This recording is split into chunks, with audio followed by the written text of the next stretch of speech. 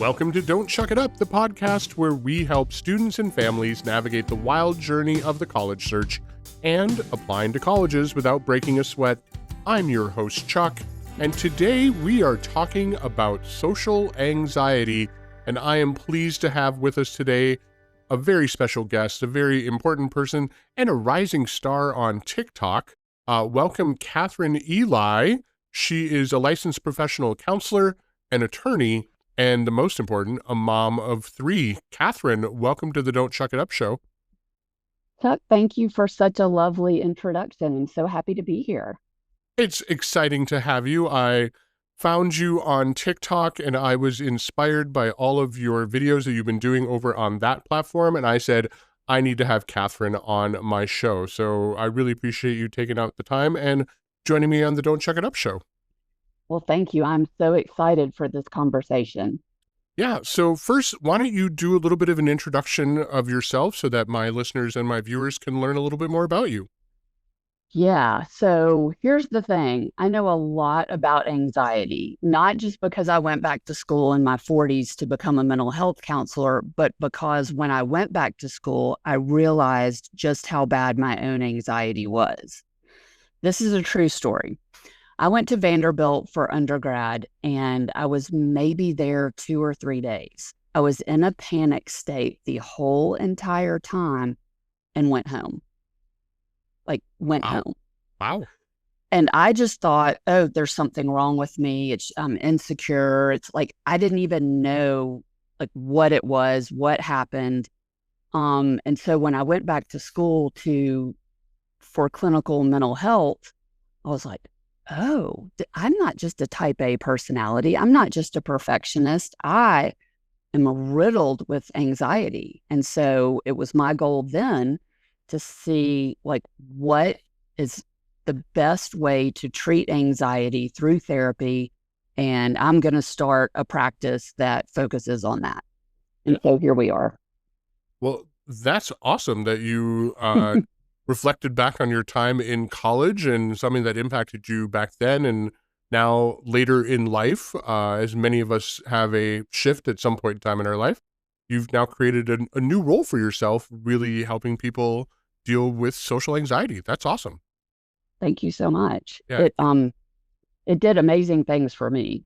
I mean, I kind of took myself through what I do for my clients, and it was amazing transformation. So I feel very grateful for that. Well, and that's what I said. I scroll TikTok often on my Don't Chuck It Up TikTok, so feel free and follow me out there if you're on the TikTok land for my listeners and viewers. And your videos started appearing in my FYP, and I'm just going, you're giving some really great advice to help students and parents really trying to figure out this thing that's revolving around the stress and anxiety of going to college, starting college. But I think a lot of this could also apply to high school students as well. So I really appreciated it. So let's talk about this a little bit. What exactly is social anxiety and how would someone know that they're dealing with social anxiety? Yeah. So the simplest way I can explain social anxiety is it's an intense worry about what others think about you. So it feels really scary and uncomfortable to go into social situations, especially where you don't know the people.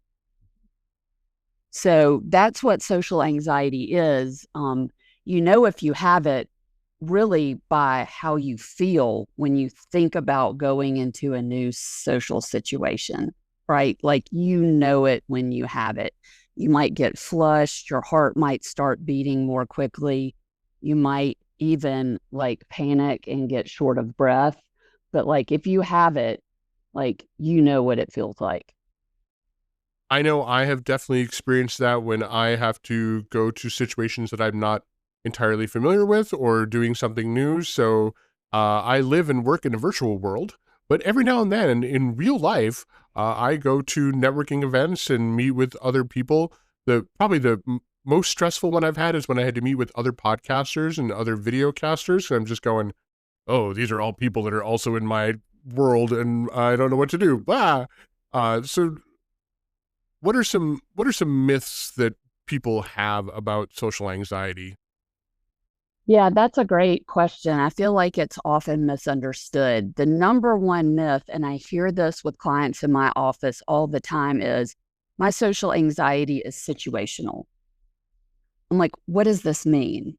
Well, I'm only anxious when I'm around people I don't know, or I'm only anxious when I'm in large groups or doing something new. And that is strictly a myth. It's not true. So the truth is, like, your social anxiety does not come from a situation. It stems from how you see yourself. Ah, So, like I always pronounce her name wrong.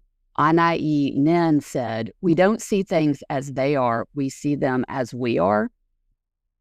So here's why it matters. If you have the thought, like, let's say you're going out for rush. Okay. If you have the thought, I don't fit in, or there's something wrong with me, or I'm not cool enough, I'm not pretty enough, whatever it is, that thought is going to trigger anxiety in your head. And because you're being critical of yourself, you think everybody else is going to judge you the same way. So that's what makes the situation scary. It's having a negative view or thinking something negative about yourself. that makes sense. Yeah, that totally makes sense. And I can relate to that wholeheartedly as I have to do stuff in person and go, okay, what if, what if I'm not confident about myself, about what am I going to say and how I'm going to look and, what the situation's going to be like.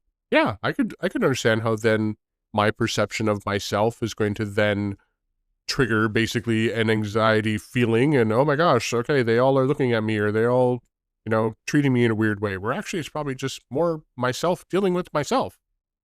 And projecting what you think about you onto them. Yeah. But I'm glad that you started your response with what if, because that's almost always how it shows up in our head. What if this? What if that? And that's another sign you're being anxious about something and you're focusing on all of the things that could go wrong and ultimately embarrass you.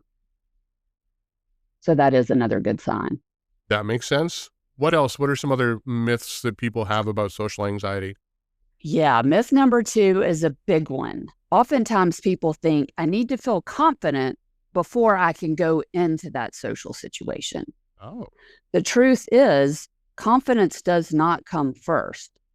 It goes like it's not confidence first, action second.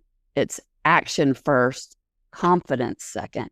You cannot think your way into being confident. So if you have that myth in your head, you're just going to keep avoiding and life is going to get smaller. so is that the same idea why people really, we admire confident people on the stage or in sports or in performances, but actually it's because they have prepped themselves ahead of time and practiced and gotten themselves through it first, and then we're just seeing the end result of it rather than, oh, they had to be confident first and then we're seeing them that way. No, they had to do all the practicing first and then they became confident because of the practice. Right. Right. Exactly. Like we prove to ourselves that we deserve to be confident. We prove by being capable of doing the thing, right, that we have confidence in. And like, here's the other plot twist. Yes, it does happen the way you said it. People practice, they get confident, they look confident. But it oftentimes happens that people fake it until they make it. They go out, they look confident, they do not feel confident, but everybody else thinks that they are. And after doing that a few times, they do start to feel more confident. Yeah. And I think we've all run into someone that has done a little bit of faking it till they make it. And, but you've got to put yourself out there or else if you don't, you're just going to never get out there. So isn't there a point where you just kind of have to, yeah, maybe fake it a little bit in order to make it? 100%. I would say, like, you don't need to wait on confidence. What you need to do is find courage and find your why for doing it and focus on those things. Because what happens when you do something outside of your comfort zone towards something that you value, it not only raises your self-confidence, it raises your self-esteem. Oh, So it's like gold. when you do something outside of your comfort zone. Then you can be proud of yourself. So all we need for that is courage. And why are we doing it? Why do we need to do this? Why do we want to do this, even though it's uncomfortable? So I think I understand the courage part of this. You just got to step outside of your comfort zone and do it. But tell me more a little bit about the why. What do you mean, trying to figure out that why part of it? Yeah, exactly. And so I practice acceptance commitment therapy. And one of the many components of acceptance commitment therapy is finding clarity around what you value, like what's important to you. And I help clients do this by breaking it down into 8 different areas, kind of compartmentalizing it, like your mental and physical well-being, your love relationship, school or career, spirituality, friends, all the things, right? And we get really clear on, okay, when it comes to your family, like what do you value? Value connection, love, honesty, like what is important to you? And when you get really clear on what's important to you, then that can be your compass, and you're always following the right path.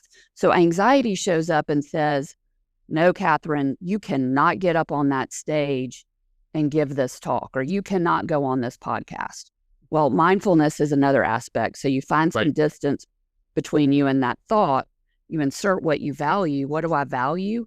In this instance, like helping kids with anxiety, right? Like I know what that feels like. It's very important to me to help anyone I can, like not have to struggle with that, right? So I put that value in front of me. My choice is incredibly clear. I can be anxious, I can be nervous, but I got to go do that thing that serves what I value. And both can happen at the same time.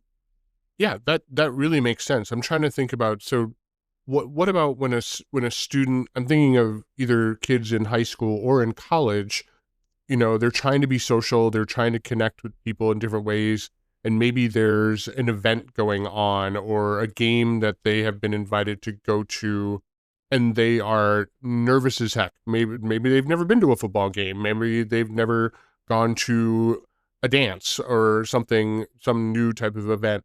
How can you help that student come up with a why as to why they should be getting out of their room or getting out of their comfort zone and trying something new? Yes, that is a great question. And so I'll look at the domain mental and physical well-being and friends at the same time. Okay, so when we look at humans, have you ever heard of Maslow's hierarchy of needs? Yep, absolutely. All right. So it's a pyramid, and at the bottom of the pyramid are our most basic needs, like food, air, water. Then it's safety, right? Being able to walk out of our house without the saber-toothed tiger attacking us or somebody coming at us with a gun, right? Right after that is connection and belonging. Okay, that comes before self-actualization. That comes before us being able to be our best individual selves. We have to feel connection and belonging with others. If we don't have it, you're not going to have good grades. If you don't have it, you're not going to sleep well. If you don't have it, you're not going to eat well. You're going to have poor mental health. So I would say to all of them, their why is you need connection with other humans in person to have strong mental well-being.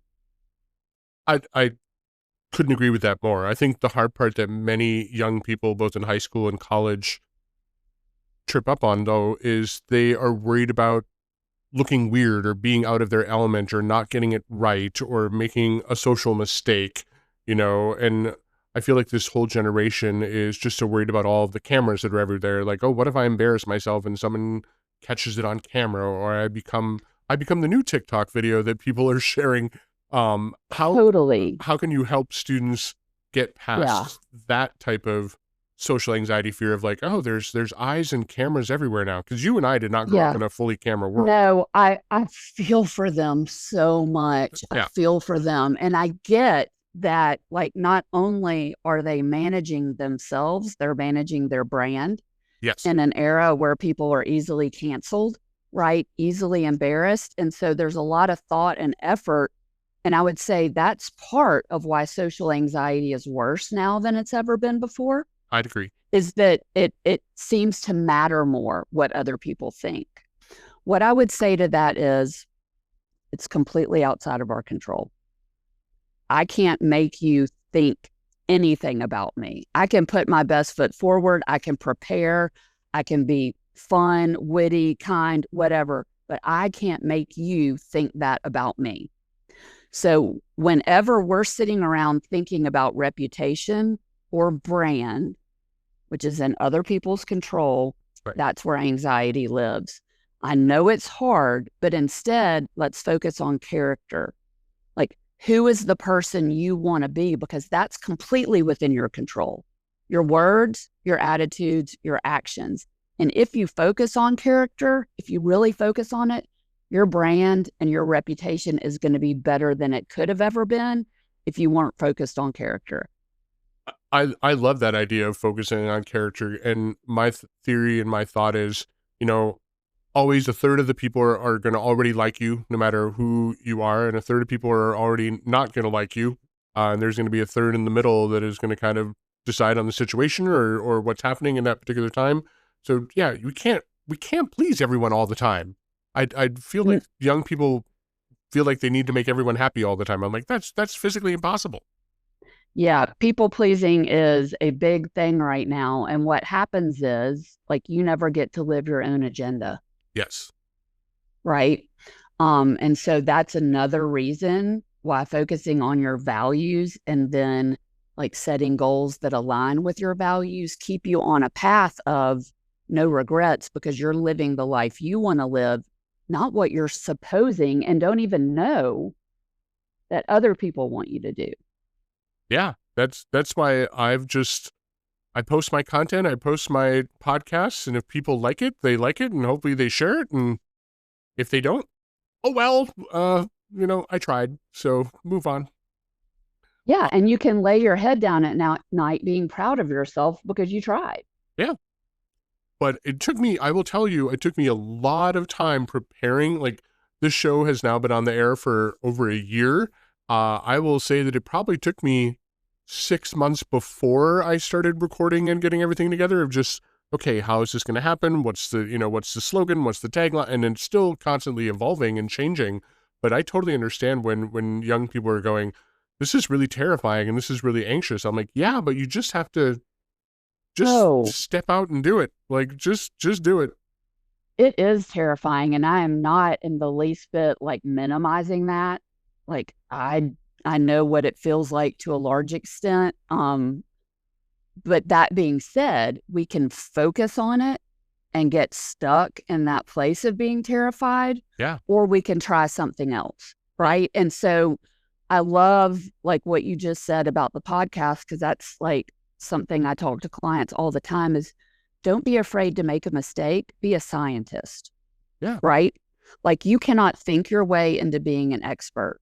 You have to do something, gather the data, do it better, gather the data, do it better. Then you become an expert, but you'll never be an expert on anything if you're too scared to try. Right. But just like I tell students who are great writers, or they love doing photography, or they love being creative in other ways, and they're so scared to share that with other people, I said, you never know. You might actually end up having a huge fan club and a huge interest. I understand it's hard to share those things that we create with the outside world because of judgment and all those things that you had talked about. But you just got to push the send button or push the post button and get it out there and see what happens. And eventually you'll have a fan base. So it's so hard. It's so hard. I tell my kids, I tell my clients who are in high school and college, like, if you don't let yourself be known, like, if you don't let yourself be vulnerable and be known, like, people can't love you. Yeah. Like, you will not develop any kind of deep relationships unless you put yourself out there. When you put yourself out there, you're not going to be for everyone, but that's the only way to really find your people. And otherwise, you're just guessing if you're really friends. Yeah, I love the point that you make of being able to find your people. So who are the people that you connect with, either in real life or virtually, whatever you're doing, And it's the ones who you connect with. It's not going to be everyone. It's literally, who are your people? Who is your fan base? Who's your supporters? Who are the people that are going to cheer you on and get you to go to the next level? But yeah, if you just sit at home or sit in your room, that's not going to happen. Anxiety is a real thing. I totally, believe that. We just have to help young people being able to get through that. And I think parents are also really struggling with anxiety right now for their kids because they see what their kids are going through. And so the parents get anxious about, okay, what if we pick the wrong college? Or what if we, have them select the wrong activity? Or what if we have them take the wrong classes or the wrong major? The big thing right now is parents are very anxious about, what if they choose the wrong major and they don't make any money and they become failures or whatever that may be? And I I know where that's coming from, but it's super real and super challenging. Yeah, and it oftentimes, even though parents do not mean it to be most of the time, it often comes across as pressure, right, for the Right. kids. Like, Right. I've got to get this right, which kind of lends itself to perfectionism.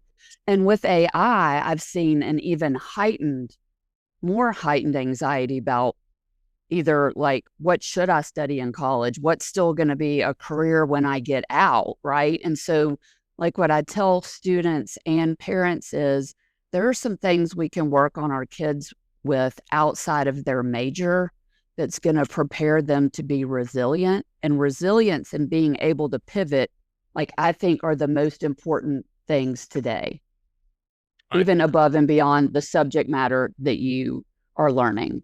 I couldn't agree with you more. I think a lot of students are worried about the major, and as both you and I are aware, that oftentimes what you do outside of your classwork actually impacts your future more than what your grades were. I mean, no one in America walks around with their GPA and what their grades were on their forehead or on their shirt.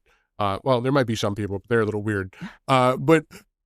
But we do walk around with, what were the experiences that we had? What were the connections that we made? What were the things that we were involved with? When I talk to parents about, what did you love about your college experience, they don't usually talk about a lecture or an exam or, a certain thing they had to do academically. They usually talk about a social experience of some sort. Yeah, I try to help high school and college students and like young adults outside of college, like, recognize their true value. A lot of times, with the pressure about the ACT, the getting into the school, the grades, all of that, our society has become so results oriented that Mhm. that contributes to perfectionism and kind of, I equal my results. And if I have an F, then I'm a failure. And that's just not, that's not the case at all. Like, what you have to offer the world is so much more than that, right? It's your unique combination of like personality traits, gifts, all these things. Like, they are looking to hire a person, and that Right. person could be you for lots of other reasons than like your GPA. 100%. Same thing with when high schoolers are applying to college. They'll say, what GPA do I need? What ACT scores? And I said, colleges are trying to create, colleges and universities are trying to create communities.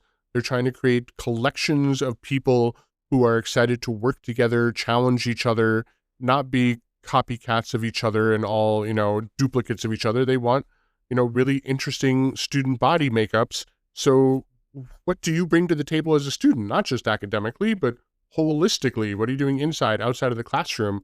So stop being so anxious about grades, because it's not all about grades. And it's definitely not all about test scores, because the vast majority of colleges don't even require the ACT or the SAT anymore. It's really about who you are as a person. And there is a place for you. There is a college out there that would love to have you. You just may have not have heard of that college yet. So that's my job. That's me. My job is to help Yeah. students and families find those places that they've never heard of that Yeah. actually is a great fit. Well, I totally agree. And that's good, like, life advice too, right? Like, Yeah. you just really need to know your value. Yeah. That's the value that you have as a human when you wake up in the morning before you do anything. Right. And that's also same thing for finding a job post college. They're worried about, okay, what I want to work at this very specific company. There might be a company that you've never even heard of that actually is a better fit for you, but connected with your values and what the company's values are and what your future goals are in life, but it's so hard because a lot of that relies on the unknown. And again, getting back to anxiety and dealing with the unknown. Yeah, absolutely. That's where anxiety lives, is with the unknown and what we can't control, right? Right. So, are there any other myths that you hear about for anxiety? Yes. Myth number 3 that I hear all the time is, well, if I just avoid the uncomfortable situations, my anxiety will get better, right? And I would say the truth is avoidance is like giving your anxiety steroids. It makes it stronger. It's like avoidance is proving to your anxiety that it's right and you can't handle the situation. So it gets louder, it gets stronger, your comfort zone shrinks, your life shrinks, your anxiety goes up. And ultimately, if you don't do something about it, it typically turns into depression. Yes. So, like, don't let anxiety talk you into avoidance. It feels good in the short term, Yes. but it actually creates long-term suffering. I was going to say, is it okay to have avoidance once in a while? Like, I can imagine that that's got to be all right once in a while. Like, so you can't be a yes person all the time. Yeah, but I would say there's a difference between saying no and avoidance. Oh, Okay. Avoidance is, ugh, I can't do it. It feels awful. I'm anxious. I can't go. And you want to go. That's avoidance. But if there's a social event and it's a weeknight and I've already been out a couple weeknights, I'm tired from work, I'm tired for that. And this particular social event does not take me closer to what I value, then saying no to it is a conscious choice rather than avoidance. I think a lot of people get those two mixed up. Yeah, it's easy to mix those things up in your brain. And so like a lot of the work that we do in session is like really getting to know yourself and getting to know your values and what you want. And when you know that, then you know what's going on in your brain when you want to say no. Is it a choice? Is it anxiety? And I have gotten better at saying no. I used to not be very good at saying no. I got better at saying no because I'm tired. Like, I'm just like, my social battery is empty. And as much as I would love to see the people that are at that event, like I'm done. Like I feel bad because I think I would love to see those people, but my body is just saying no. I'm, as the students say, I'm cooked. I'm just done. Can't remember what book it was, but this kind of helped me a little bit with that, which is every time you say yes to something, you're saying no to something else. Yes. So when you start thinking, I'm exhausted, if I say yes to this, I'm saying no to rest and being better for whatever this thing is I've got tomorrow, then it makes it a lot easier. Yeah. And I think there's a difference between I am anxious about going to that and I am just exhausted and done and I need to say no for my own personal health, mental health, well-being, all those types of things. For sure. Big difference. But you have to really know yourself to be able to tell what it is Yeah, and and which one it is. a hard part of that is a little bit of that comes with age. It's harder to do when you're younger because there's just so many emotions going on and so much happening in your life and so much being thrown at you. I think that's where parents can help step in and say, it's okay to say no and take time for yourself and get some extra sleep. I've told my own students, I was like, you don't have to go to that event. If you're falling asleep in session with me, you probably need to say no and get some extra sleep because you're falling asleep in sessions with me. How are you going to end up going to that social event, and try and be your true authentic self and, be who you are? Yeah, I get it. I mean, the fear of missing out is real, and I get why it is, right? Because you are being driven by that need for connection, and there's this fear, if I don't go, then people are going to like forget about me and I'm going to start getting left out and all. So like I get like that is something to think about. I get why your brains go there, but I think like remembering quality over quantity, right? And trying to recognize, okay, what are my values? What are my priorities? How much of this can I have over here and still be able to do this over here the way I need to? I I really think that's amazing, excellent advice, and I also follow that during this fall season. This is when I am busiest as a college counselor, and my social connections are few, and I have to kind of put myself back out there after I'm done going through busy season, and it is challenging. It's like, okay, I have to reconnect with friends, I have to go to places that I haven't been, that I enjoy going to, but I just haven't had time because work has been crazy, and I kind of have to restart the social engine again, and there's a little anxiety about that, but it works out. It's just like, okay, gotta put, the pants on one leg at a time and get out the door and go do it and make time for it. So I'm making sure that I have the time and the correct energy to be able to go out and do those social things. Yeah, that key, right? Having the time and the energy matching up.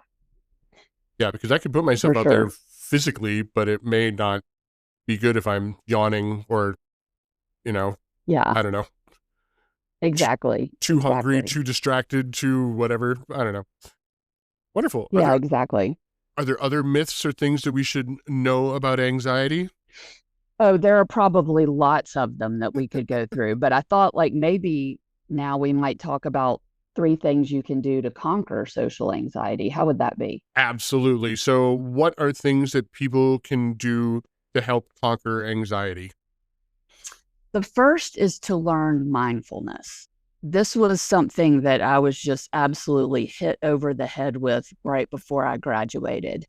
Like, I recognize that not everything my brain tells me is true, Hmm. not everything it tells me is right, and I get to decide whether I want to believe it. Yeah. Growing up, when I was so anxious, I thought when it told me I couldn't do something, it meant, well, Kathryn, you can't. Right. Like, don't even try. You can't do that thing. But when I learned acceptance commitment therapy and mindfulness, I recognized your brain can give you all of this stuff and you can choose what thoughts you want to interact with and what thoughts to let go. And the reason this is important is every emotion begins with the thought, Hmm. and that thought and that emotion create an action. So if you have the thought, I'm awkward, and you buy into it and you believe it, the feeling that comes next is anxiousness. The action might be to isolate rather than go, right? But if Yeah. you have that thought, I'm awkward, and you say, like, I don't have to believe that. Like, it's important to me to go for this reason, for this value, then you don't get as anxious Hmm. and it's easier to go. And So that's the first thing I would say. I cannot agree with this more. So, you thankfully got mindfulness earlier on in your life. I did not learn about mindfulness until about 10 years ago. Believe it or not, our local Parks and Rec was offering a mindfulness session, and it was, 8 weeks, 1 hour a week for really cheap, like really cheap. And it's now the person who is my mindfulness coach who I turn to for mindfulness support. And she was just kind of offering an introductory course to mindfulness. And I said, you know what? I got the time. I want to learn about this thing. And it is literally one of the best things I have ever done in my adult life. I really believe counseling. I think people should have a counselor. But if you're worried about going to counseling, start by at least doing mindfulness. Like, mindfulness is something that everyone can learn, and really it drastically changed my life. You can stop the little voice in your head. I don't think people realize that you can stop that little voice in your head and you can alter that conversation. It's Yes, amazing. 100%. It is the best gift I've ever given myself. And like when I practice it consistently. And what I've recognized is like there's always another level Yes. that can be reached with it. But it is the best tool in my toolbox, like 100% bar none. So mindfulness, recognizing just because your brain gives it to you doesn't believe you have to believe it, doesn't mean you have to obey it. Yep. So that's tip number 1. Tip number 2 is to raise your self-esteem. So remember I said, earlier in the myths, Right. no, it's not about the other people. It's about how you see yourself. Absolutely. And so if you create a positive picture of yourself, like, have you ever heard of like negative core beliefs? Oh, yeah, very much so. Right. There are three very common ones that I see like every day. The one that I had that made me panic when I got to Vanderbilt was not enough. And Oh, that's the yeah. one that usually drives anxiety and perfectionism. But there's unworthy and there's unlovable. And we pick these up and make them a part of our stories when we're young. It's not true, but it's the meaning that we made out of some situation, something somebody told us, right? It becomes a part of our story. Then we create a negative bias. Mm-hmm. We're always looking to prove that we're right about that. So we pick up these things all the time that prove that we're right. We let go or we disregard the things that were wrong. And here we are with like negative self-esteem, like poor self-esteem. Yeah. So to change that negative picture, I have my clients make a list of all of their positive personality traits, talents, gifts, and strengths.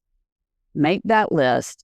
Sometimes if you struggle with that, which some clients do, like think about what other people compliment you about. Think about what your grandmother says about you or your best friend says about you. And that can help you make that list if you're struggling. Then like take a picture of it, have it on your phone and look at it first thing in the morning. And every day set an intention to say, like, this is what I'm going to try to remember about myself today. Mm-hmm. And then watch that self-esteem go up. It a little bit reminds me of the old SNL sketch that we had back when we were kids of I'm good enough, I'm smart enough, and doggone it, people like me. Like, you know. Yeah, Stuart Smalley or whatever. Yep, that Stuart was. Smalley. Yeah. And you've got to give yourself a pep talk. And I think you're right that there's so much of this negative energy that people just latch onto and it becomes part of our life. So I think it's a great exercise for people, parents and students, and parents can help their kids do this, is come up with what are the positive things that, you know, characteristics. I do with a session that I do with my parents and my students, I have the parents intentionally compliment the student. They're telling me, I'm like, okay, describe your kid and what you love about them, qualities, characteristics, and otherwise, but I have the student sitting there. Student doesn't say anything. The student just sits there, and I'm taking all the notes. But I have the parents come up with all of these qualities and characteristics that they really enjoy about their kid. And I do it because we don't do that with our kids very often. We're more like, hey, clean your room, take out the trash. Have you done your homework?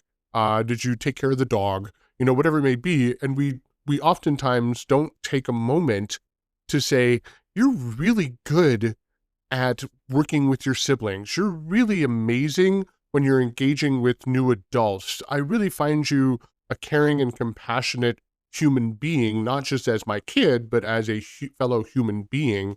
So I love this exercise of being able to come up with those qualities, characteristics. And I agree, take a picture, put it on your phone, make a Canva out of it, or make it into a meme for yourself. Like, you know, give yourself those words, and heck, take that, you know, dry erase marker and put them on your mirror and look at those words if you have to. For sure. I love that you do that with the parents. It's probably such a confidence boost for those kids to hear all of that That's my goal. that they don't normally hear. Yeah, that's huge. I love that. Instead of hearing about all the stuff their kids didn't do, like, oh yeah, because earlier in my meeting, I do talk about what are your concerns, and parents are like, oh, I'm worried that they're going to shower. I'm worried if they're going to feed themselves. I'm like, okay, valid. That's a valid concern. But I always end that session with, what do you really like about your kids? Like, what do you think is amazing about your kid that you probably don't tell them? Yeah, that's fantastic. I love that. What's tip number 3? Well, that is a perfect segue into tip number 3, which is like work on increasing your self-confidence, right? So now we've recognized I don't have to believe these not so nice things my brain say. We're creating a more positive picture of self, and self-esteem and self-confidence are different. Self-esteem is like how you see yourself, and self-confidence is, do you see yourself as capable, right, in these different areas? So the other thing to do is to increase your self-confidence by getting comfortable being uncomfortable. Oh, yeah. So there's this metaphor that we use in acceptance commitment therapy called the tug of war. So you can imagine anxiety being on one end of the rope saying, don't go to the party, stay home where it's safe and comfortable. And then the student on the other side tugging back saying, no, I want to go to the party, but I don't want to feel this way. It's really uncomfortable. So what acceptance commitment therapy says is drop the rope. You can have anxiety and go to the party. Drop the struggle. That's kind of a revolutionary thought that I don't think I've ever thought of. It's like, oh, you don't have to have the push and pull. You could just drop the rope and be like, yep, I'm going to be anxious, but yep, I'm also going to go to the party. Yeah, two of these things can live together, right? We don't have to have either or. It can be both. And so when you start understanding it can be both and you start doing things outside of your comfort zone, confidence increases, comfort zone, life increases, it's more fulfilling and satisfying, and anxiety goes in the inverse direction. It gets quieter. So those are the three things, my top 3 tips about how to move away from social anxiety. All right. Recap those 3 again in case people are writing them down. Yes. So number 1, learn mindfulness, right? Start to recognize that your brain's not always right. You don't have to believe it. You have a choice.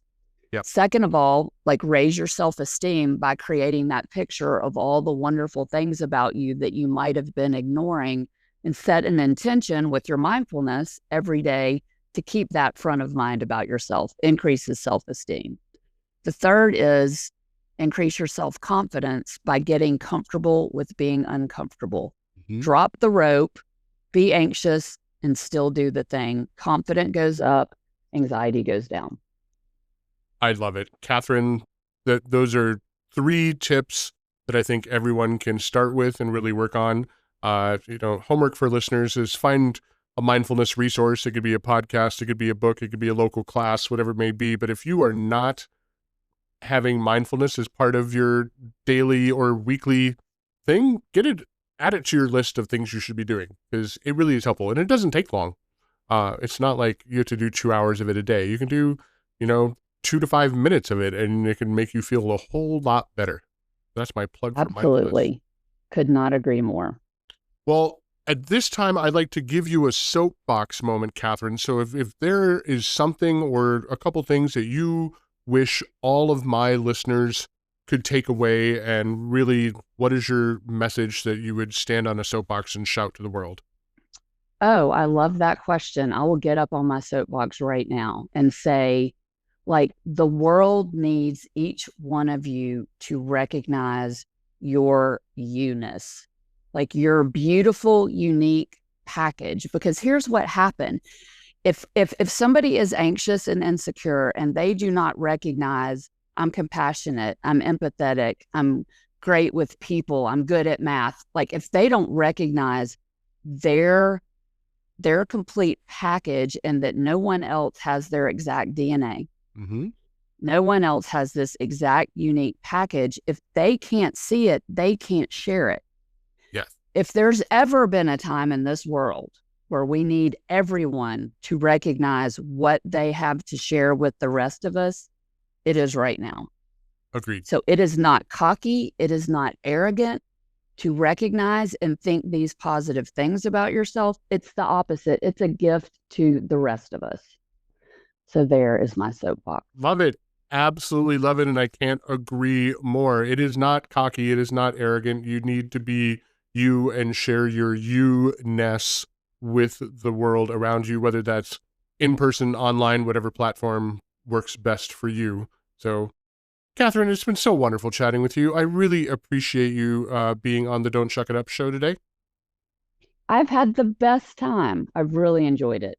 Thanks for having me. Oh, absolutely. And we probably will have you back at some time in the future, because this topic is too big and you probably have more stuff to share. So we'll need to cover more stuff in a future episode, if that's okay. Sounds great to me.